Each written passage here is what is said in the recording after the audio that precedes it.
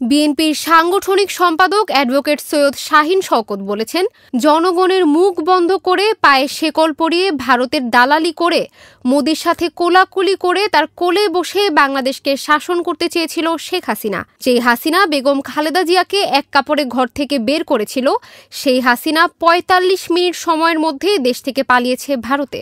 সে তো পালিয়েছে, সেই সাথে তার ৩০০ এমপি, আমলা, পাতি নেতা, এমনকি বায়তুল মোকাররম মসজিদের খতিব সহ সবাই পালিয়েছে। চাঁপাইনবাবগঞ্জের শিবগঞ্জ উপজেলার আড়গড়া ঘাট এলাকায় দাইপুকুরিয়া ইউনিয়ন বিএনপির দ্বিবার্ষিক কর্মী সম্মেলনে প্রধান অতিথির বক্তব্যে তিনি এসব কথা বলেন।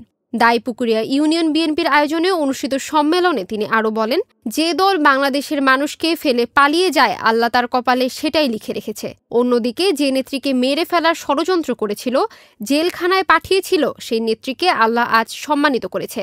আজকে সেনাবাহিনী সেনাকুঞ্জে ডেকে নিয়ে ও বাসায় গিয়ে সম্মান জানিয়েছেন বেগম খালেদা জিয়াকে। অথচ আপসহীন নেত্রী খালেদা জিয়াকে ঘিরে নানা রকম ষড়যন্ত্রে লিপ্ত হয়েছিল আওয়ামী লীগ। সম্মেলনে উপস্থিত ছিলেন জেলা বিএনপির সদস্য সচিব রফিকুল ইসলাম, যুগ্ম আহ্বায়ক অ্যাডভোকেট রফিকুল ইসলাম টিপু, যুগ্ম আহ্বায়ক ও উপজেলা বিএনপির সদস্য সচিব মোহাম্মদ হায়াতুদ্দৌলা, উপজেলা বিএনপির ভারপ্রাপ্ত আহ্বায়ক মবিনুর রহমান মিয়া সহ অন্যান্যরা। সম্মেলনে দাইপুকুরিয়া ইউনিয়ন বিএনপির ৭১ সদস্য বিশিষ্ট পূর্ণাঙ্গ কমিটি ঘোষণা করেন উপজেলা বিএনপির ভারপ্রাপ্ত আহ্বায়ক ও সদস্য সচিব।